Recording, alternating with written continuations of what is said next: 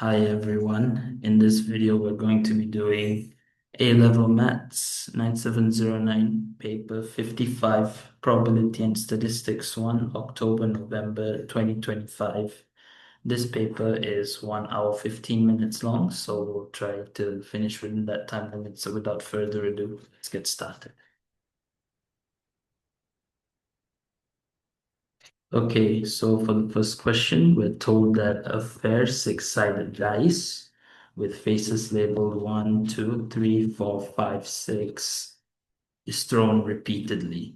So this last part repeatedly means that we are doing something again and again. The number of trials is unlimited until we get a certain outcome. The random variable x denotes the number of throws required to obtain a 6. So this last part confirms that we're going to have a geometric distribution. So x follows a geometric distribution where the probability of success is the probability of getting a 6, which is 1 over 6 because it's a fair dice. So first part, we need to find the probability of x equals to 7. Okay, so to find the probability of x equals to 7, we need to know what x equals to 7 means. So it just means that 7 throws were required to obtain the 6 for the first time. So that means the first 6 throws, we didn't get 6. Only the last 7th throw, we got a 6. So therefore, it's just going to be 1 over 6 times the probability of failure, which is 5 over 6 to the power of 6, since the previous 6 attempts were all failures. And by the way, this formula is also found in your MF19, but I believe it should be pretty intuitive enough to know. Okay, give me a while. All right, so for final answer, we get 0.0558 to 3SF.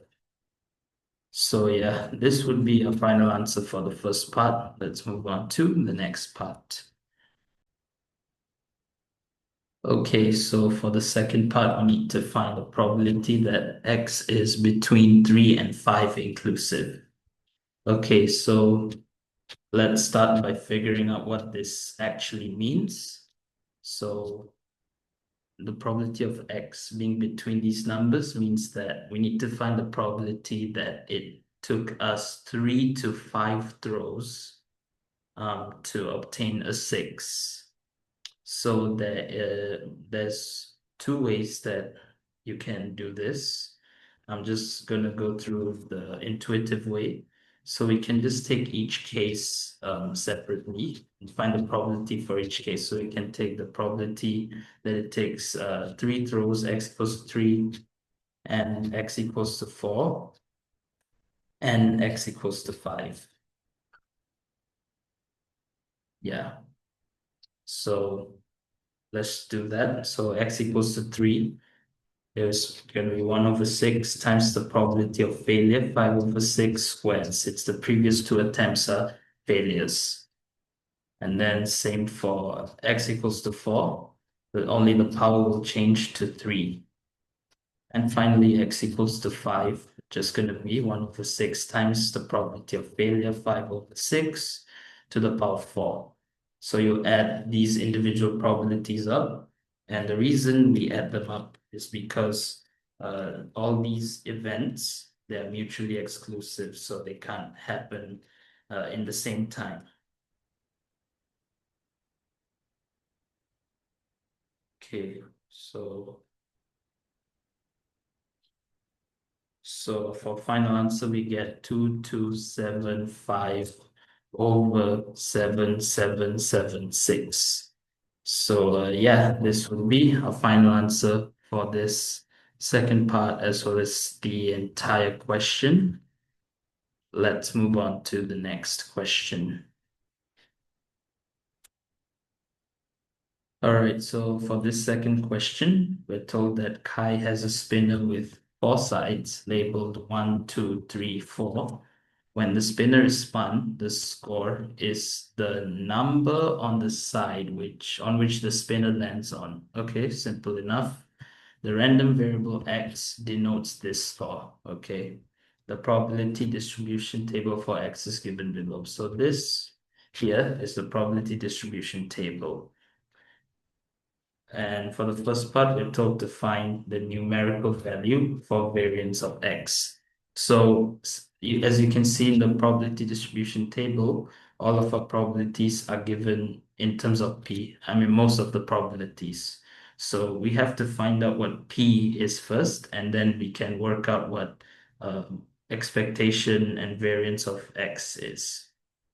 So let's find out what p is. Okay, so you have to know this one property of probability distribution tables is that the sum of all the probabilities must always equal to 1.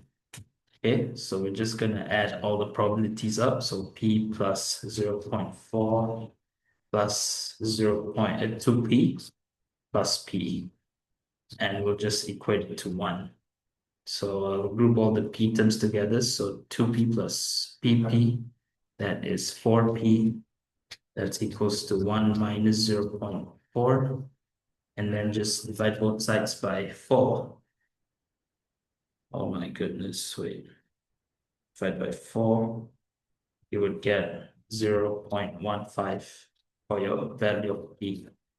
So now using this, we can find out our expectation and variance of x. So let's look for the formula for the variance of x first. So you can go to probability and statistics, discrete random variables, and yeah, you can see I've given the formulas for both of them.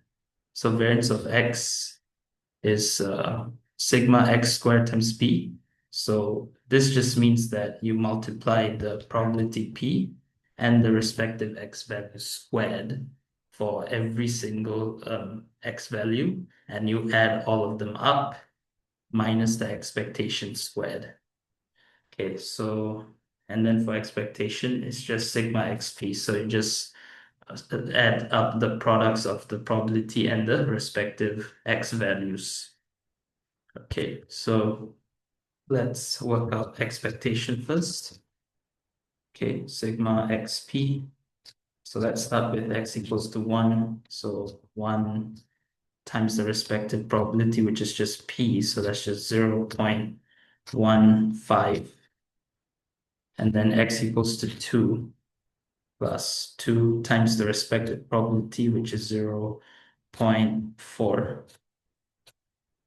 And then plus x equals to 3 times 2p, which is 0.15 times 2, that is 0.3. And finally, we have x equals to 4, which is also just p, so 4 times 0.15. Okay, just type all this into the calculator.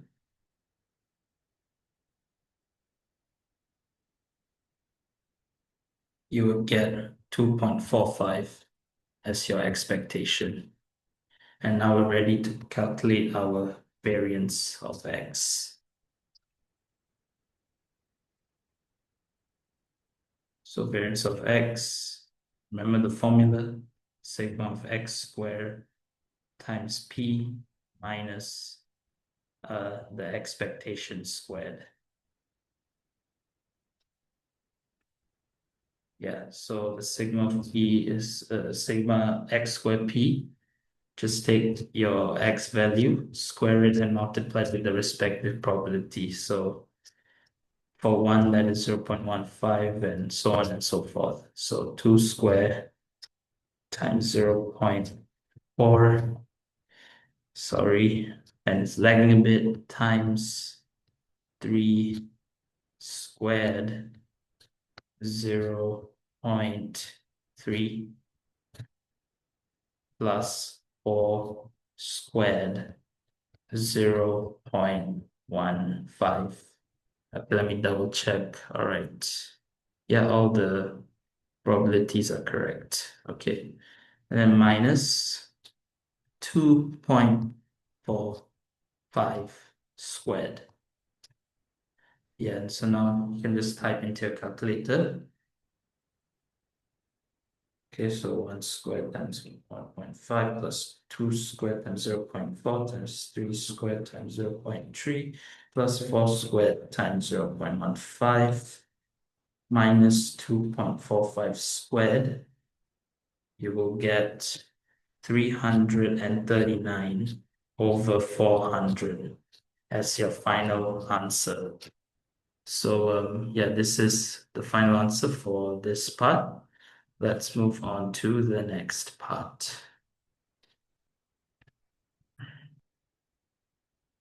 Okay, so for this part, we're told that Kai spins his spinner 10 times. So we can now see that we have a fixed number of trials. So this is going to be a binomial distribution.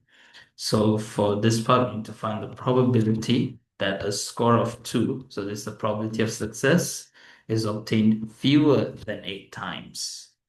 Okay, so first let's define our random variable x.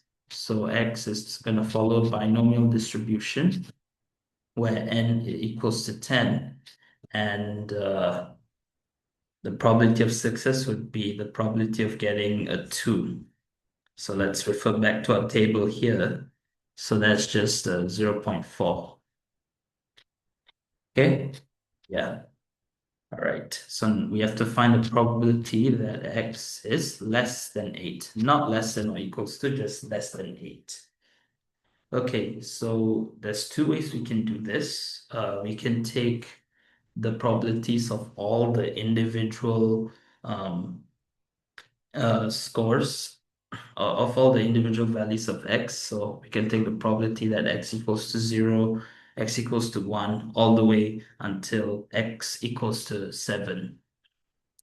But then that's going to be very tedious. So instead, another way that we can do is to subtract 1 from the probability that x is equals to 10 and the probability that x equals to 9 and the probability that x equals to 8. Yeah, so we're following this law, okay, that if P and P prime like the exact opposites of each other, then the probability of P prime would just be 1 minus P. Yeah, so let's start. Okay, so 1 minus, okay, x equals to 10 means that for all 10 times you get 2. So this is just going to be 0.4 to the power of 10. However, for x equals to 9, you're going to have to use the binomial probability formula, which is right here. I highlighted it. So it's n choose r. R is just our random variable x, p to the power of r, times 1 minus p, the probability of failure, to the power of n minus r.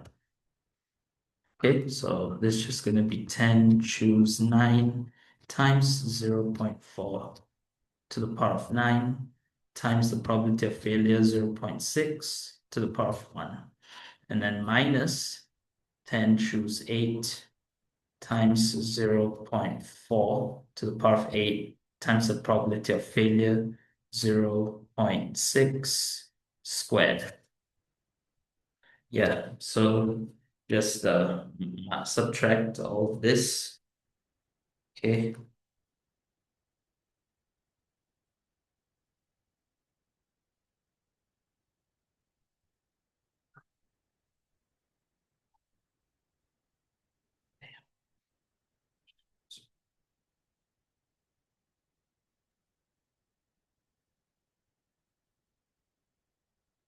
And you would get 0.988 to 3SF. That's your final answer. So yeah, this would be a final answer for this last part as well as the entire question. Let's move on to the next question.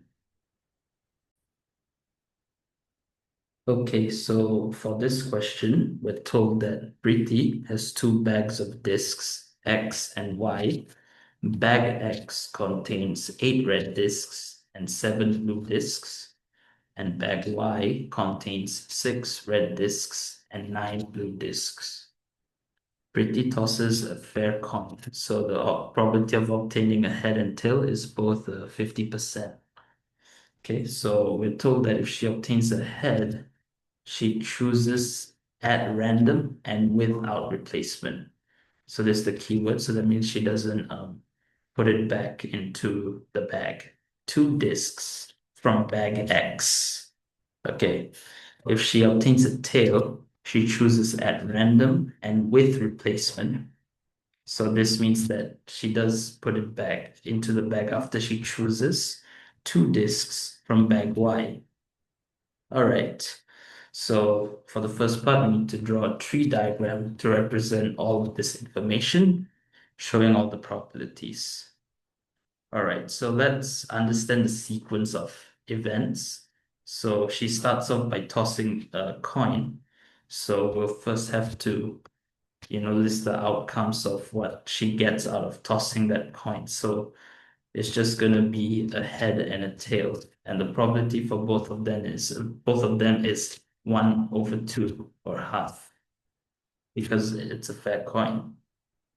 Okay, let's do the head first. So if she obtains a head, she chooses without replacement 2 discs from bag X.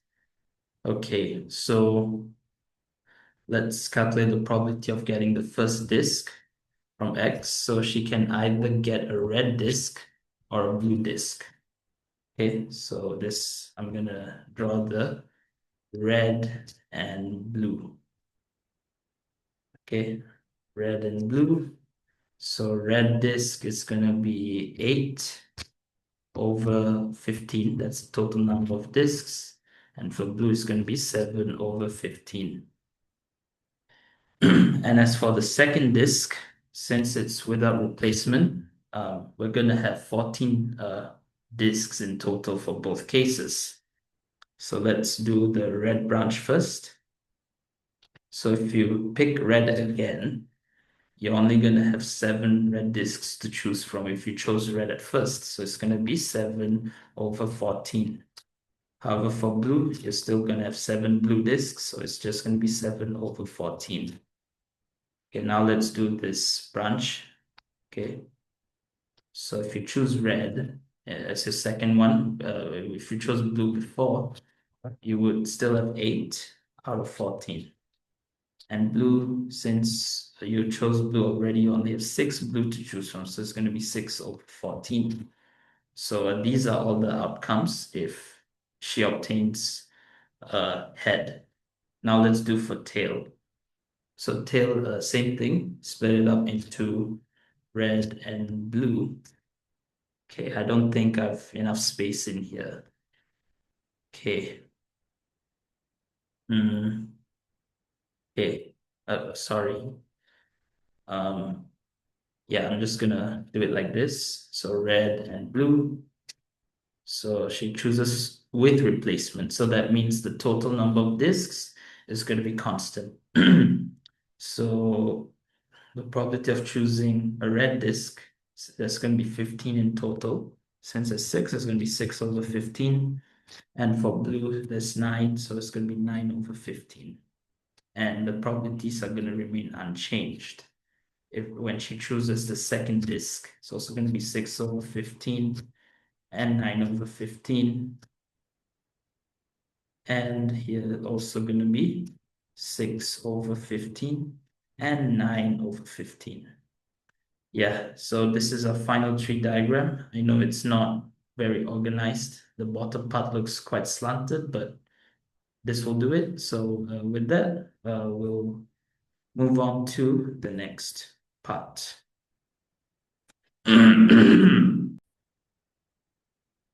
Okay, so for this second part, we're told to find the probability that the 2 discs that Pretty chooses are blue. Okay, so let's take a look at our tree diagram. Okay, so let's choose the branches where both of the discs are blue. So that's gonna be, let me change the color, HBB. and TBB.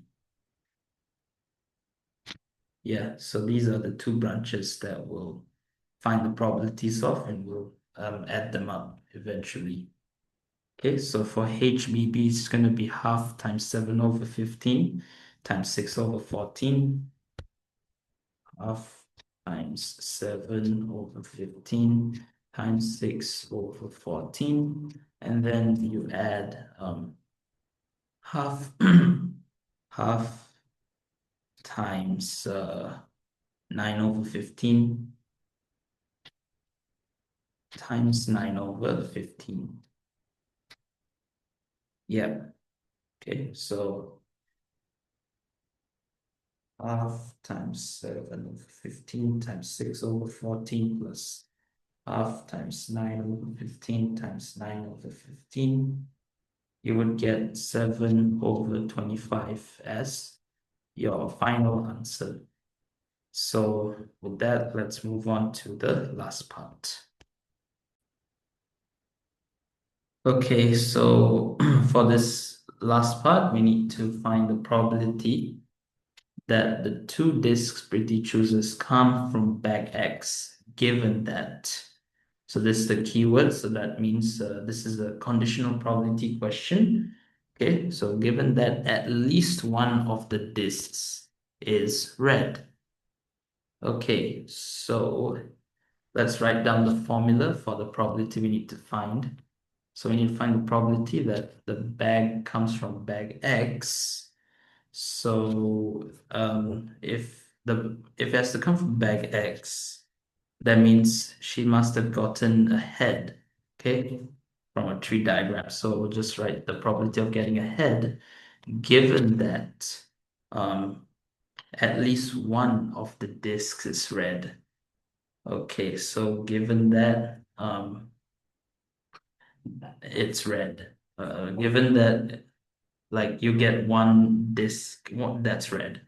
So from a tree diagram,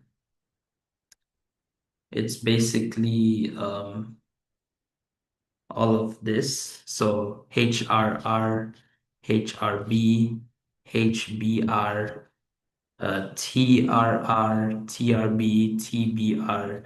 So it's everything except HBB and TBB.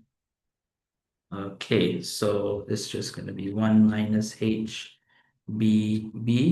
minus TBB. So yeah, this is the notation we'll use. Actually, no, that seems a bit too misleading. Yeah, let's just use RB, okay? Yeah, red and blue, or red and red, or blue, red. Yeah, okay, so the formula is going to be the probability of getting a head and red, red, or red, blue, or blue, red over the probability of just this only, the probability of getting red, blue, or red, red, or blue, red. Okay, so we're going to evaluate the probabilities in the numerator and denominator separately. So let's evaluate let's evaluate the probability on the numerator first. Probability of getting a head and red, red, or red, blue, or blue, red. So let's refer back to a tree diagram. So the situation that that is most accurate is going to be HRR, HRB, and HBR. Okay? So you just add all of those branches up, HRR, HRB, and HBR. So HRR is half times 8 over 15 times 7 over 14. So yeah, half times 8 over 15 times 7 over 14. And HRB is half times 8 over 15 times, what's blue? is 7 over 14. Okay, HRB. Yeah. And finally, HBR is plus half times blue, which is 7 over 15 times red, 8 over 14. So half times 7 over 15 times 8 over 14. Yeah, okay. So just type it into the calculator.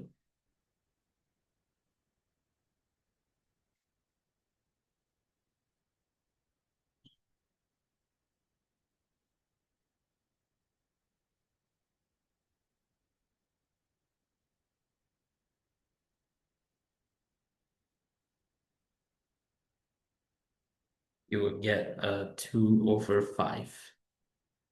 Okay, so now let's evaluate the probability at the bottom. So this is just basically a probability that we get red, blue, or red, red, or blue, red.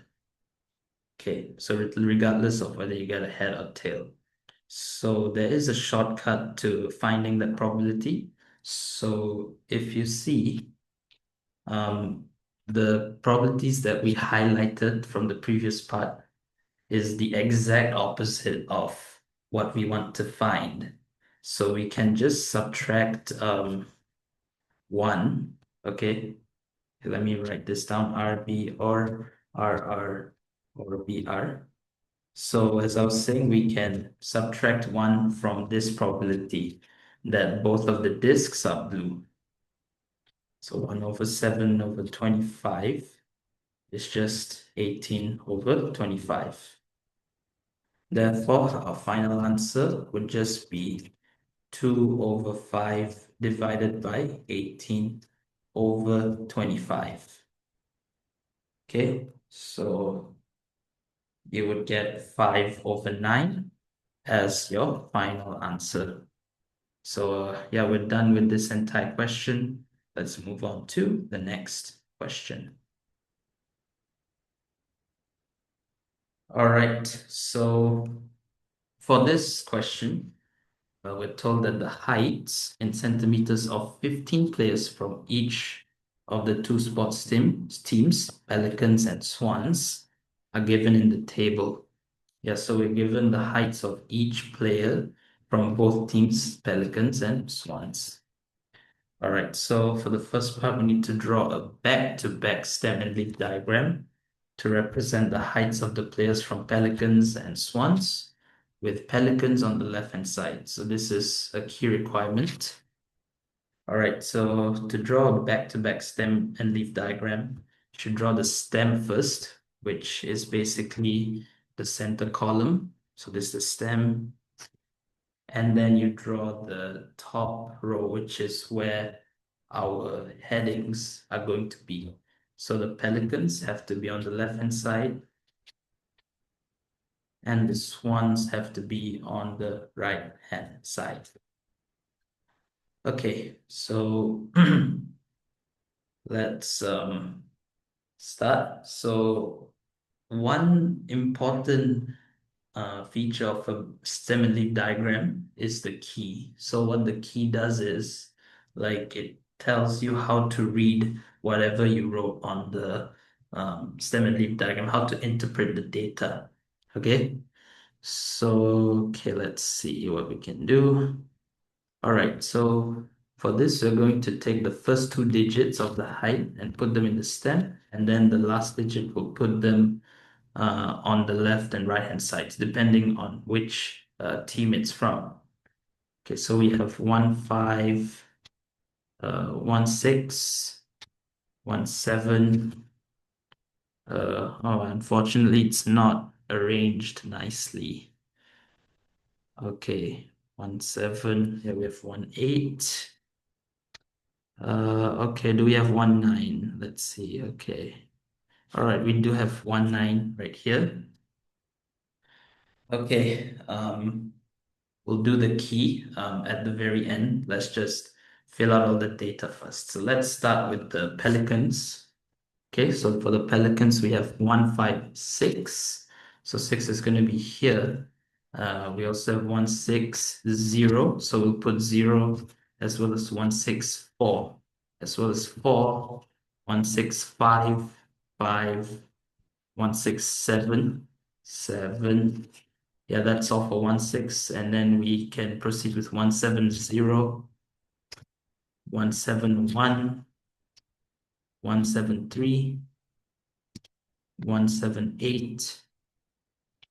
Okay, that's all for 17. Now we have 182, 182 again, 184, 185, 186, and 187. Yeah, so that's all for the pelicans. Let's start with the swans. So unfortunately for the swans, it's all over the place. So we're just going to find any 1.5s first, okay? All right, so let's see. Yep, unfortunately, there's no 1.5s. Okay, so 1.6. Okay, so we have 1.65, 1.62, 1.63. Okay, 1.65, 1.62, 1.63. Okay. All right, so we have 1.62, 1.63, and 1.65. Now let's go 1.70. Okay, 1.7. So we have 1.70, as I said, as well as here. So we have to put it 2 times. 1.74. Just highlight it. Okay, 1.74 again. 1.74 3 times. 1.78. Okay. So we have 1.74 3 times, so 4, 4, 4, and 1.78. Okay. Let me check. Oh, and by the way, I realized we do have 1.5 in here, 1.58. So yeah. Okay, let's see all the 1.6, 1.7, 1.7. Okay, all right. Now we can proceed with 1.8. So 1.80, 1.81. Okay, 1.82. All right, and 1.83. And finally, we have 1.91 right here. And yeah, we're done inputting the data. Now, one last thing is to insert the key. So the way you should write the key is you take, like, let's say this section, okay? So 6.15.8. So you should write like this with the line. So 6.158. So you're supposed to say what it represents. So this represents, so we have 6 on the left-hand side. So that represents 156 centimeters for pelicans. And on the right-hand side, we have 8, and that is 158, and 158 centimeters for swans. And yeah, this would be our final answer for the first part of this question. Let's move on to the next part. Okay, so for this second part, we need to find the median and interquartile range of the heights of the pelicans. Okay, so to find the median, okay, which we can write as Q2, you take the position, the median position, you take the total number of data points, which is 15, all right?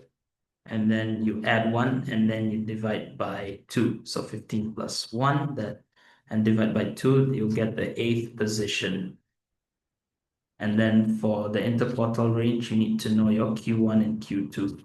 So to get your Q1, which is the 25th percentile, you add 1 to the number of data points and you divide it by 4.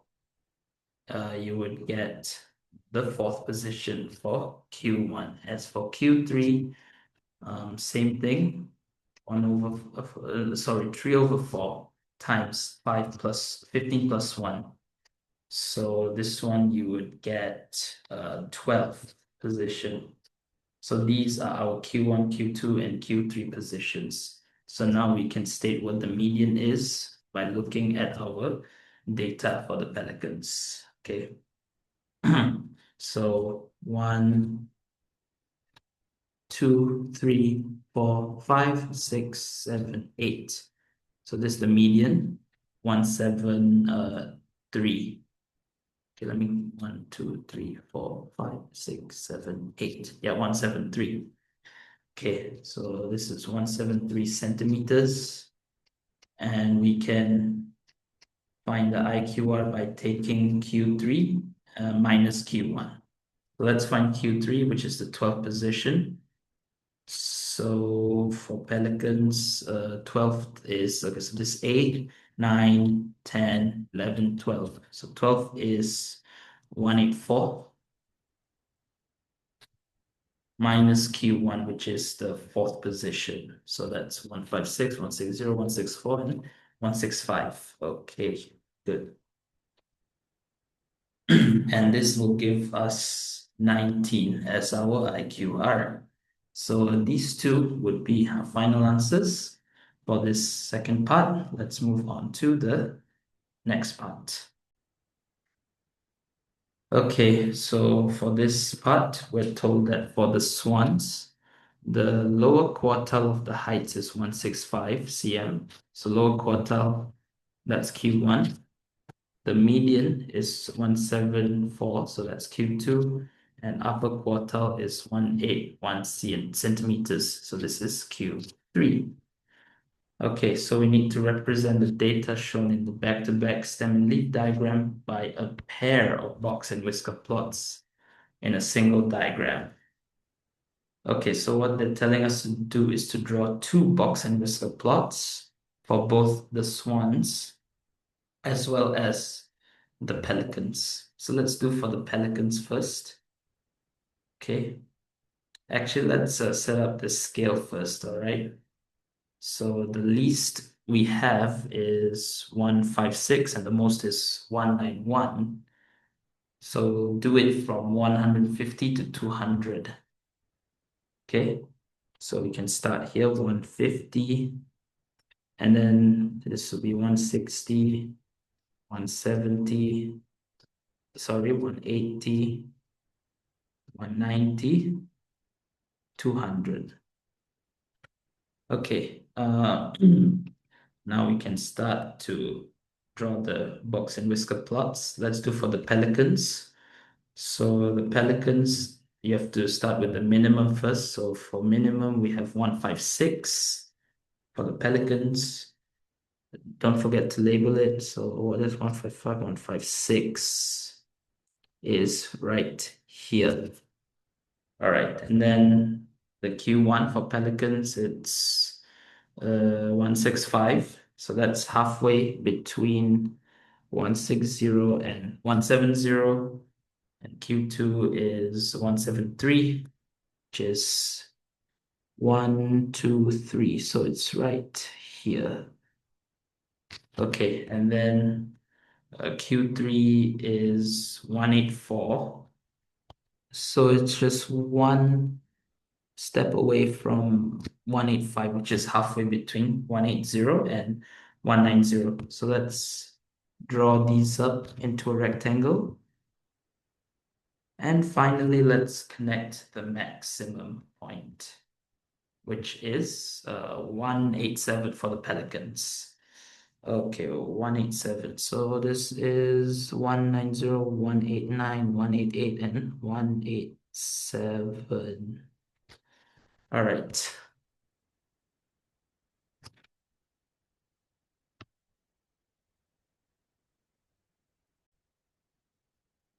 Okay, sorry for the delay. So yeah, as I was saying, this is the box and whisker plot for pelicans. Sorry, pelicans. And let's now do for the swans. So the swans, the minimum is 158. So 158, that is 2 away. So right here, yeah, so that's 158. And Q1 for swans is 165. So it's the same. So 165 is halfway, and median is 174. So this is 175. So 174 is right here. So 171, 172, 173. Okay, 174. All right. And upper quartile is 181, which is just one box to the right from 180. So let's connect these into a rectangle. Oh my goodness. Oh, sorry. All right. And finally, the maximum for swans is 191, which is right here to the right, only one box away from 190. Okay. Okay. Yeah, so this is swans. And these two are box and whisker plots of both the pelicans and swans.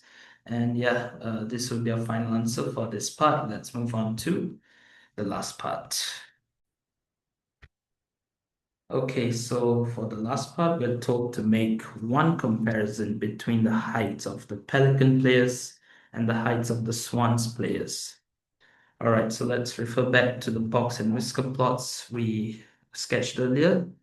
So you can see that roughly the heights of the swans is more spread out because the box and whisker plot looks wider. So that's what, let's write that down. That the heights of swans players are more spread out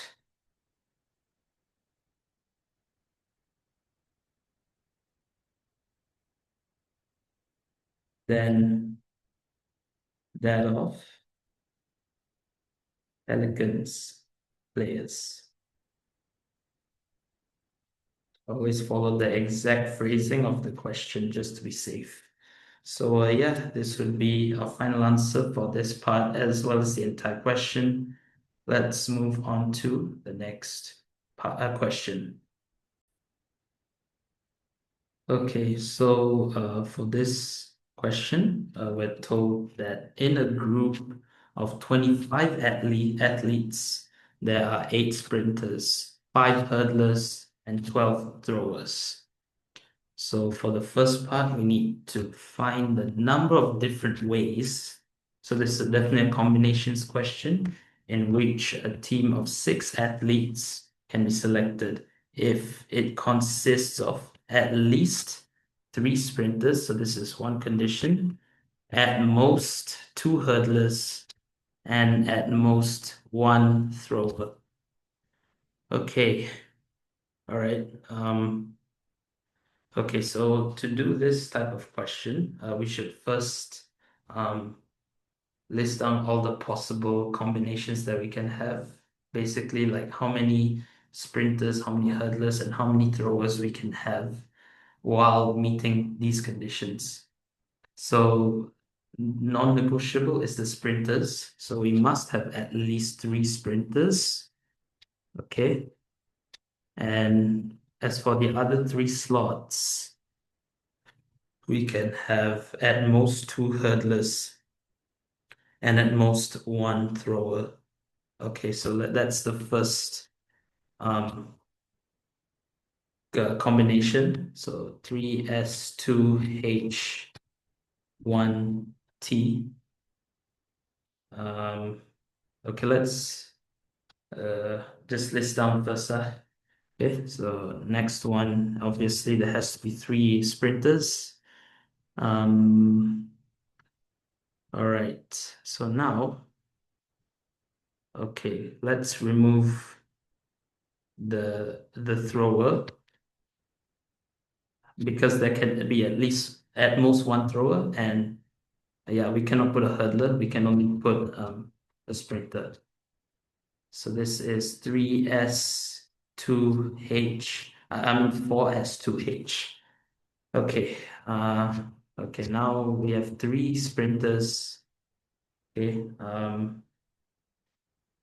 right, so we can have at most two hurdlers. How about let's have one hurdler instead, one thrower and one sprinter. So this is four sprinters, one hurdler and one thrower. Okay. Um, oh, we can also have uh, one hurdler and five sprinters. Yeah, that's five sprinters and one hurdler. Okay, so we can have at most two hurdlers, or we can have uh no hurdlers at all. Let's like we can have five sprinters and one thrower instead.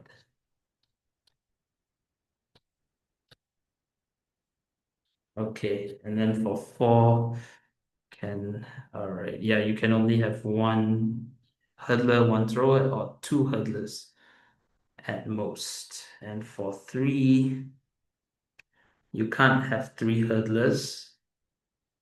You can't have three throwers. You can only have two hurdlers and one thrower. You can't have one hurdler and two throwers. Nope. Yeah. And finally, we can have all six to be just sprinters. So this is 6S. So as I was saying, these are all the possible combinations that we can have. Okay, yeah. Um, okay, so now what we have to do is to calculate the total combinations for each of these combinations. So for 3S2H plus 1T, we have to choose three sprinters from eight sprinters. So this is going to be eight, choose three times two hurdlers. That's five in total. So this five, choose two. And then finally, we can choose one thrower from 12 throwers. So this is 12, choose one. So this is 3S plus 2H plus 1T. Let's just evaluate this.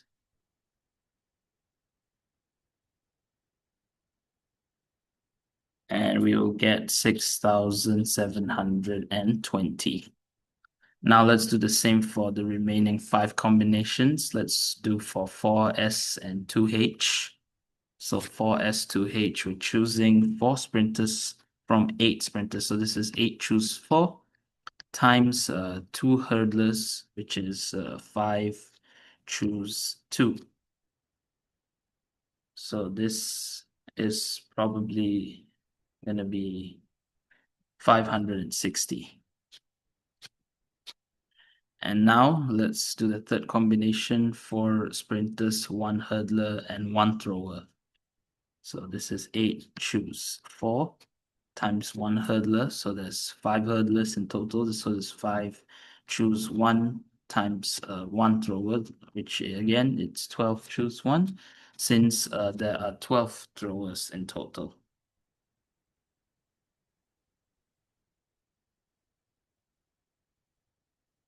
Okay, so for this, we get 4,200. Okay, let's do for the remaining three. So now let's do five sprinters, one hurdler. So that's eight sprinters, and we have to choose five. So eight, choose five, times one hurdler. So there's five hurdlers. So five, choose one. So eight, choose five, times five, choose one. You will get 280. Okay, and then five sprinters, one thrower. So again, we start with 8, choose 5. And then this time, one thrower, there's 12 throwers in total. And from there, we have to choose one. So this 12, choose 1. So 8, choose 5 times 12, choose 1. That's 672. And finally, for 6S, it's probably just going to be 1. But we're choosing 6 athletes, 6 sprinters from 8 sprinters. So 8, choose 6. That would be 28. And now to get our final answer, we're going to add all of these combinations for each combination, because all of these combinations that we obtain, they are mutually exclusive. Okay, so that's the logic behind it.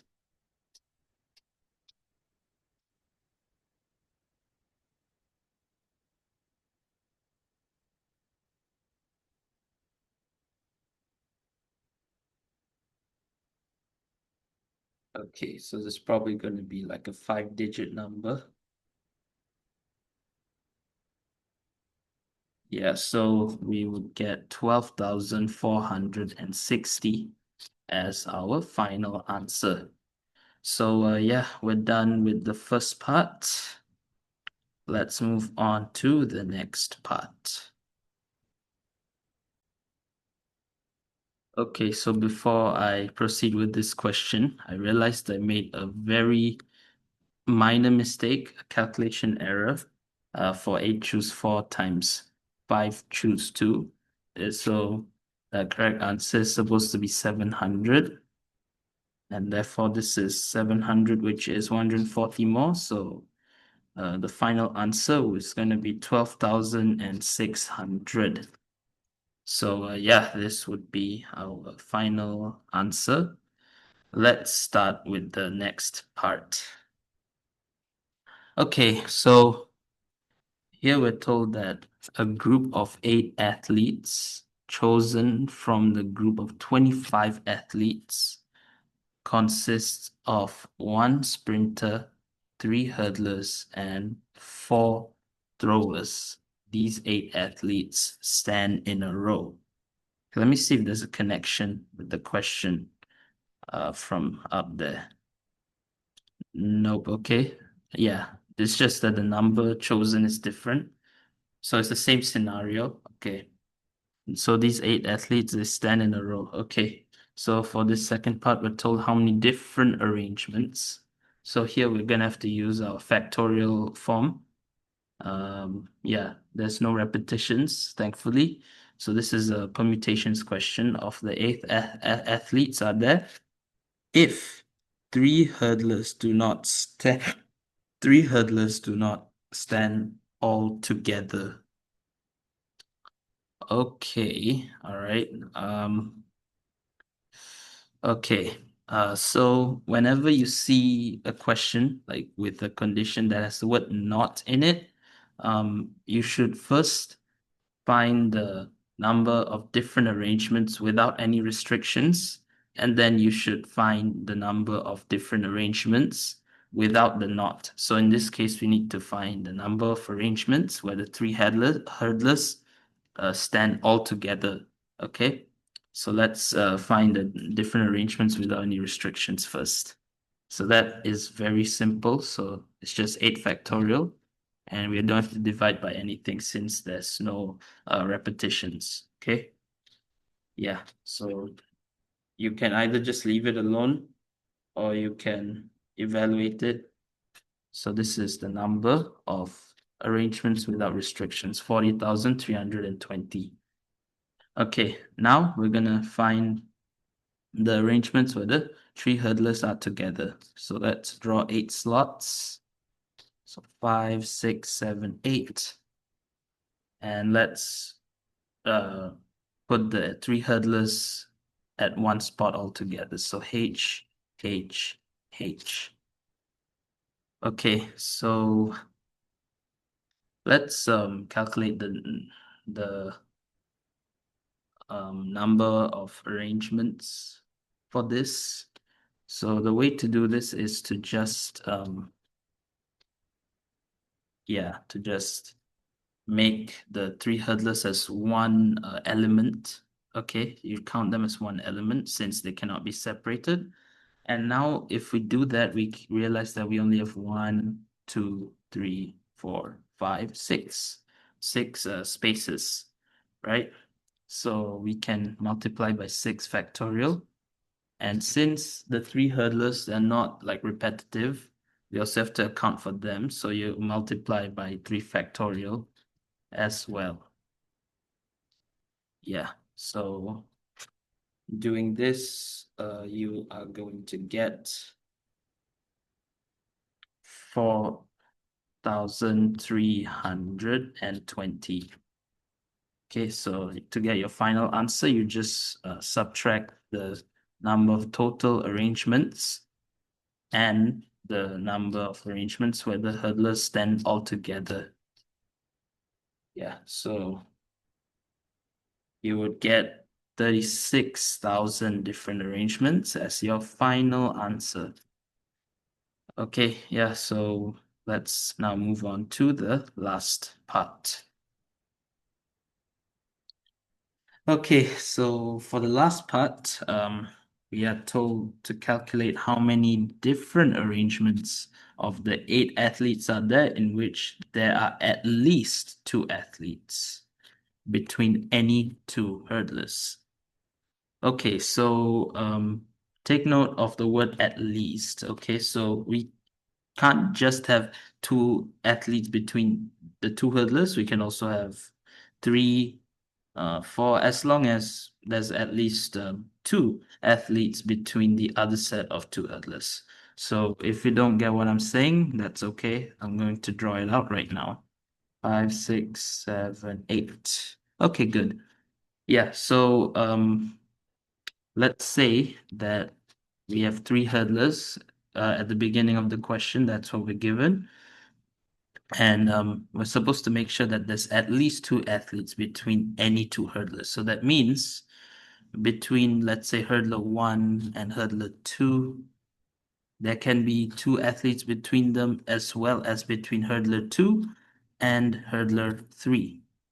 So this is our first case in which there is 2 athletes between both hurdlers. Okay. Yeah, so let's calculate the number of arrangements for this particular case. So you can see that there is 5 empty slots. So you can put your 5 factorial in. And since the hurdlers, they're all distinct from each other, they're not repeating, you also have to account for them. So you also have to multiply by 3 factorial. And if you use the finger method, okay, where you put your 3 fingers in here, and then you move the hurdlers 1 step ahead, you can see that they can also be here, here, and here, while maintaining our initial condition, which is 2 athletes between them. So there's another case for them. So to account for that, you multiply by 2. So for this, you would get 1,440. Yeah, so this is one case. We can also have a case like this. So I'm going to put H1 here. 5, 6, 7, 8. So at least 2 athletes. So we can also put H2 in here and H3 in here. So it fulfills our condition. There's 3 empty spots between H1 and H2 and 2 empty spots between H2 and H3. So this is our second case, right? So for this is just going to be 5 factorial since there's 5 empty spots and 3 factorial for the 3 hurdlers. And if you use the finger method, you would see that this is the only position that they can be in, right? So for this, your answer is going to be 720. And There's also a third case, which is basically the opposite of the second case. So instead of having three gaps at first, we can have three gaps in the second part. So this is just going to be H1 and then two gaps in between H2 and then three gaps to finally get H3. So you'll see that you still have 8 spots, right? Yeah, so both of the conditions are fulfilled. Um, yeah, there's no other cases like this. You can try, moving around H1 or H2 or H3 around and see if there's any other um, spots that they can be in. You'll see that there's no other cases other than these three. So yeah, for this case, also it's 5 factorial times 3 factorial. And similar to the second case, this is the only position that they can be in. So this is also 720. So to get a final answer, you just add up all of these three arrangements. Okay.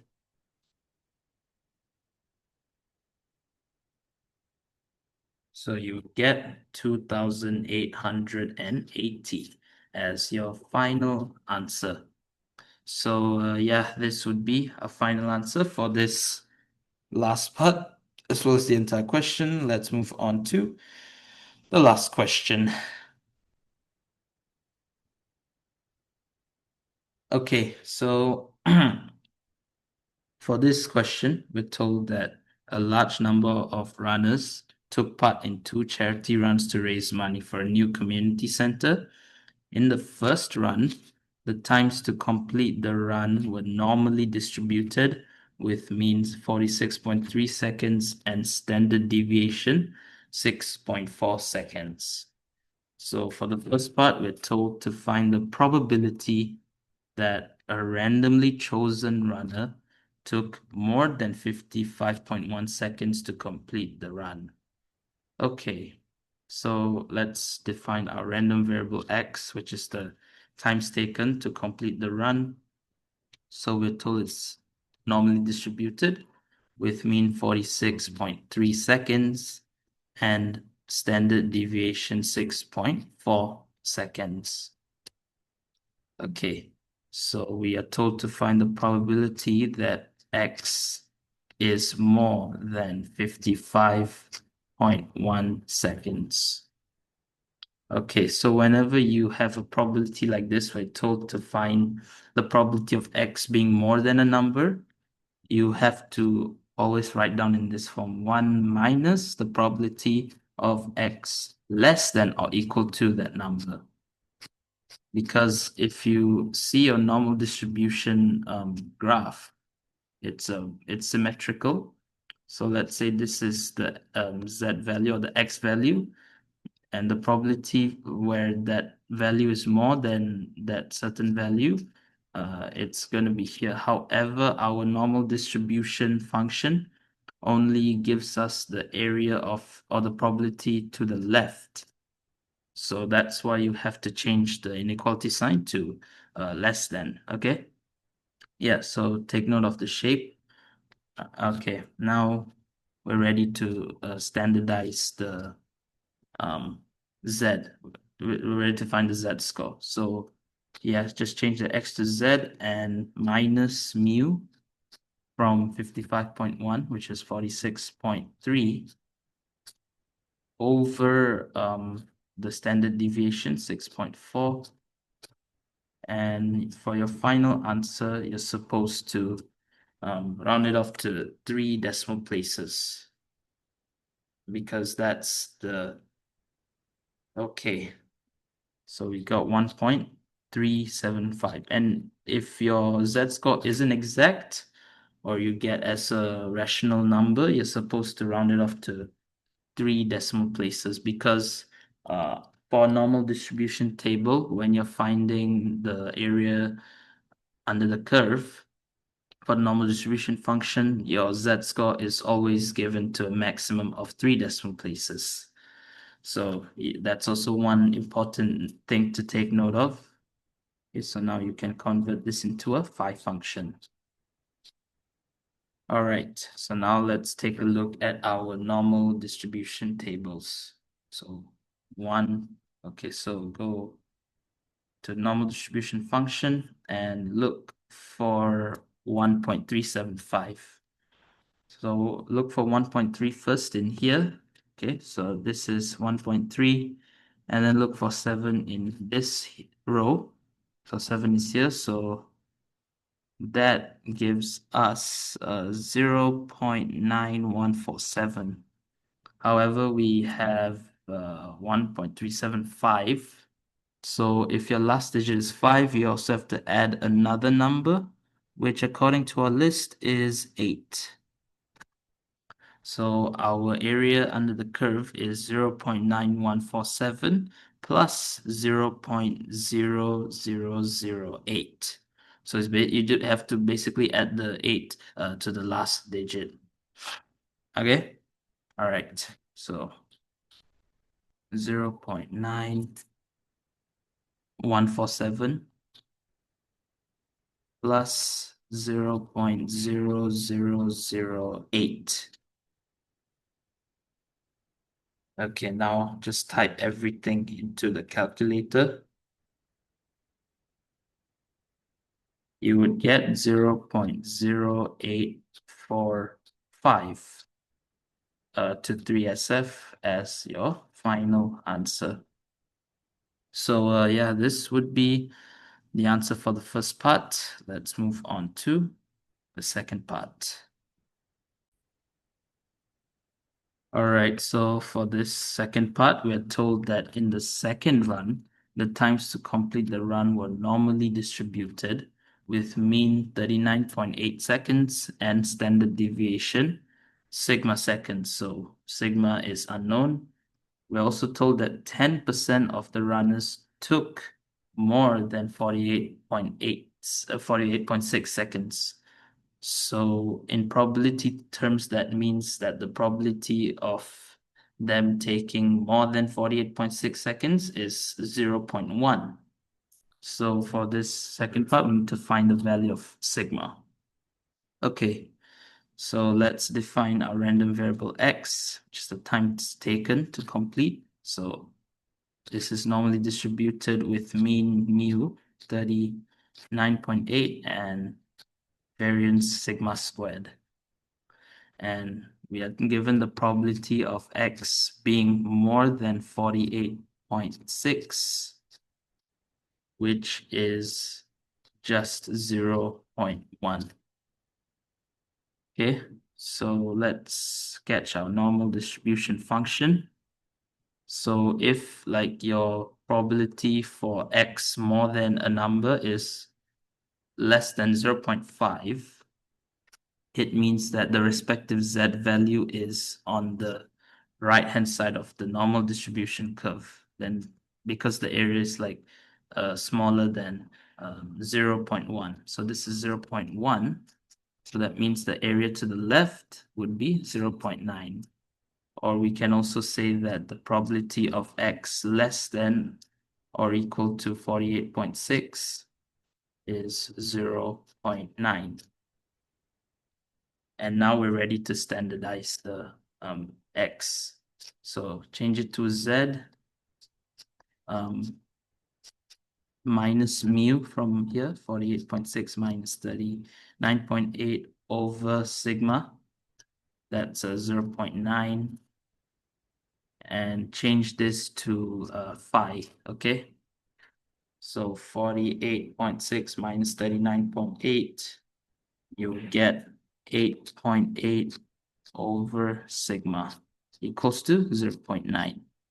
So now the case that we have is that we're given the area of the normal distribution curve for the z value to the left, but we're not given the z value. So we're gonna have to use the tables in reverse to find our z value.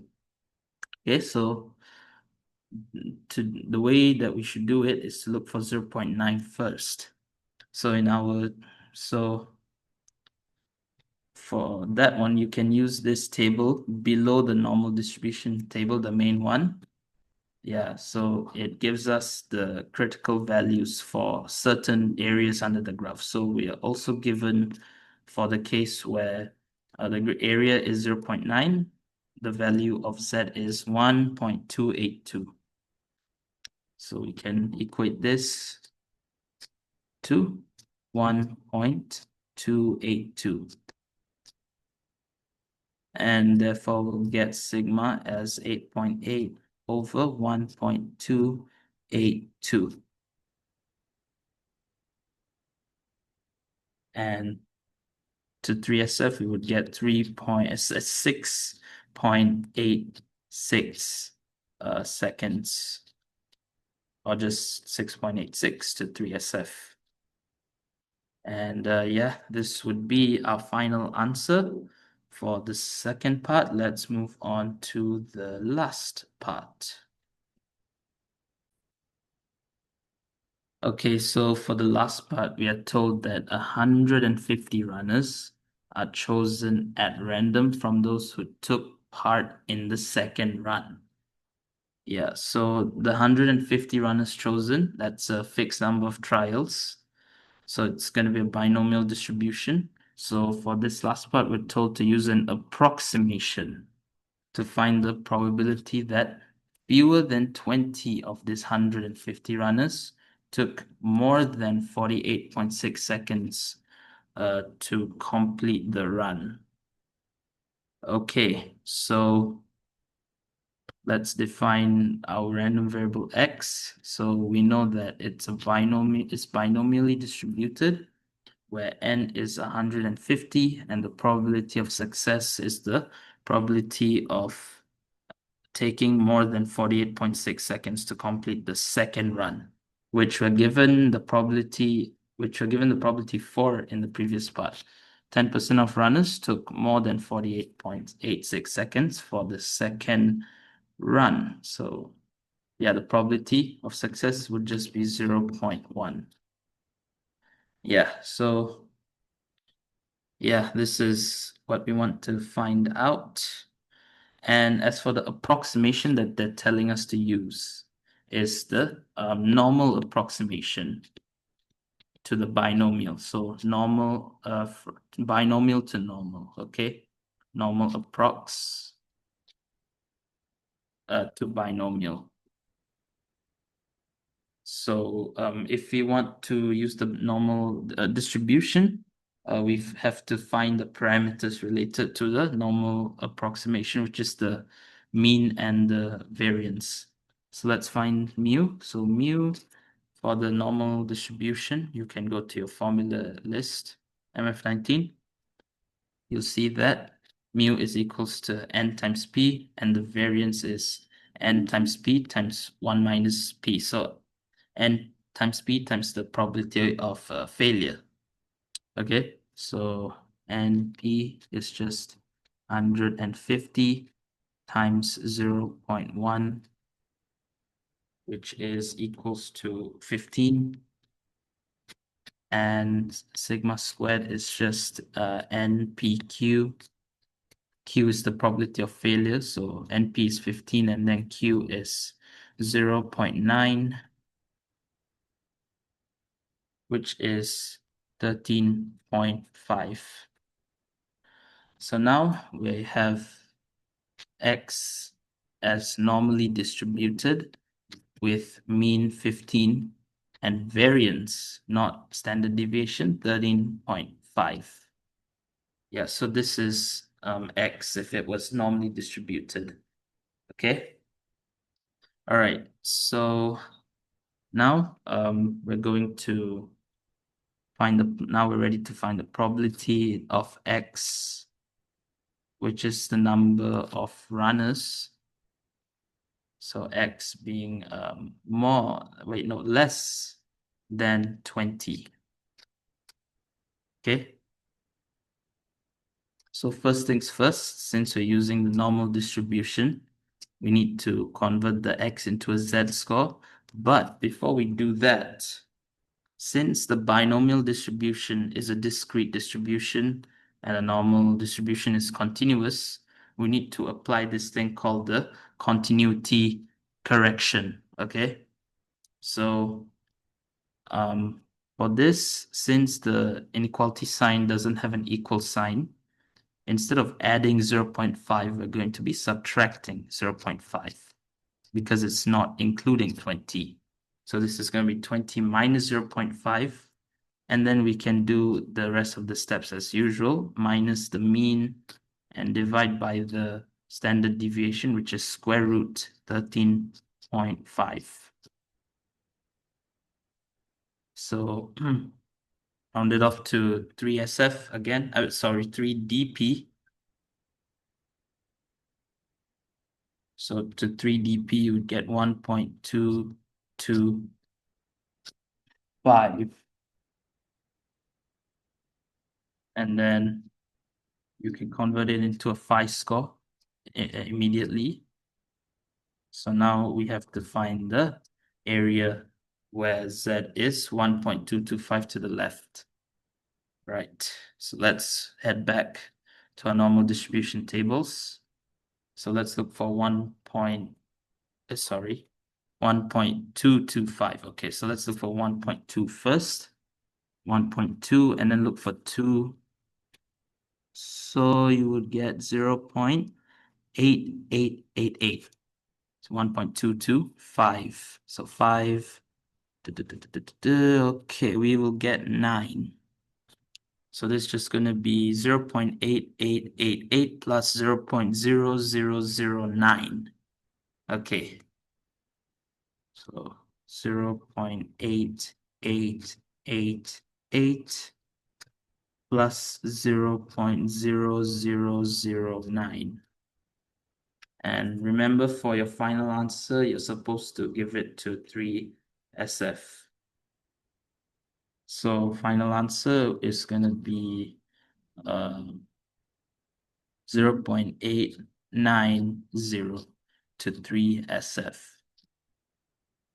And yeah, this would be our final answer for this last part, as well as the entire question. And we have also come to the end of this paper. So I hope you found this video helpful. If you did, please make sure to like and subscribe to this channel for more future past paper solving videos for A-level maths and further maths. If you have any queries, questions, or any feedback, feel free to leave them down in the comments below. And side note, I am now a tutor under Smile Tutoring. So if you're doing A-level mechanics paper 4 or probability and statistics 1 paper 5, you will be tutored by me if you sign up using the link in the description or the comments. And yeah, with that, I will see you guys again next time. Okay, thank you.